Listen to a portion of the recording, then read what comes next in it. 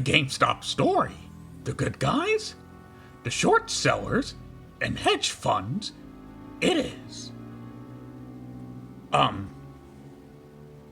What? Unfamiliar with stocks I am, so quite confusing this all is to me. Well, Yoda, the short story is GameStop was being short sold on the market, and hedge funds were betting against it to keep it dropping in price, while also profiting from it. A group called WallStreetBets on Reddit realized if they collectively drove the price of GameStop up by buying and holding it, then hedge funds betting against it would have to pay for it. This had a side effect of making a lot of normal people who bought GameStop very, very rich. So billionaires profiting off of the poor and paying for it in the end. Claims why does this article does, the good guys, they are. Well, Yoda, that's because whoever wrote it is a stupid Until last week, the quintessential absurd bubble was the Dutch tulip mania. At least in the South Sea bubble of the 18th century, involved fraud. Investors thought that they were buying shares in a valuable company. At least the dot-com bubble of 1999 involved technological promise. Investors thought the internet would transform business even faster than it has. But in Holland in the 17th century, investors bid on the price of simple tulip bulbs to ridiculous heights. It was the purest of idiotic fantasies. Last week, a similar fantasy reared its head. The idea that GameStop, an ailing retailer whose shares had slumped from $57 to $4 since 2013, suddenly should trade at $350. The speculators driving this 8,750% reevaluation have no evidence that this makes sense. Indeed, they disdain evidence. GameStop's price-to-earnings ratio is infinite because the company earns nothing. Its prospects are grim because it's mainly a brick-and-mortar vendor of video games, a product best sold digitally. But the speculators don't care. They believe, and the force of their belief has been contagious and self-fulfilling. Ultimately, foolish. One man's trash is another man's treasure.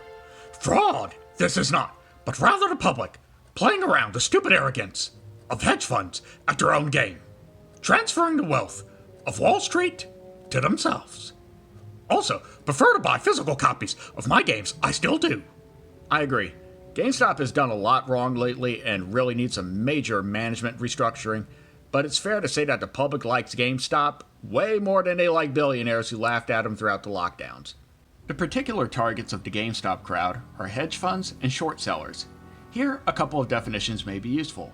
Generally speaking, a hedge fund is a small to medium-sized company that makes money by choosing smart investments. There's nothing nefarious about this.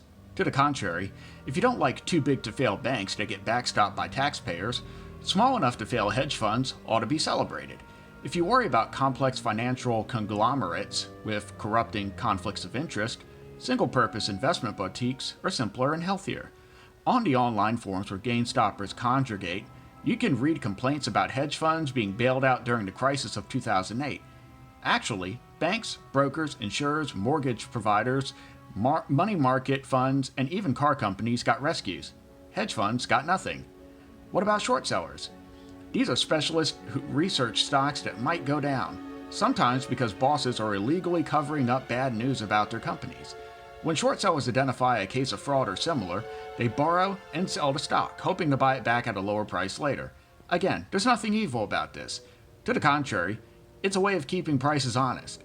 A market without short sellers is like a political system without investigative journalists. GameStoppers. Really the name of that movement they want to give? Every idiot I've seen defend hedge funds has always got to be dishonest about this story.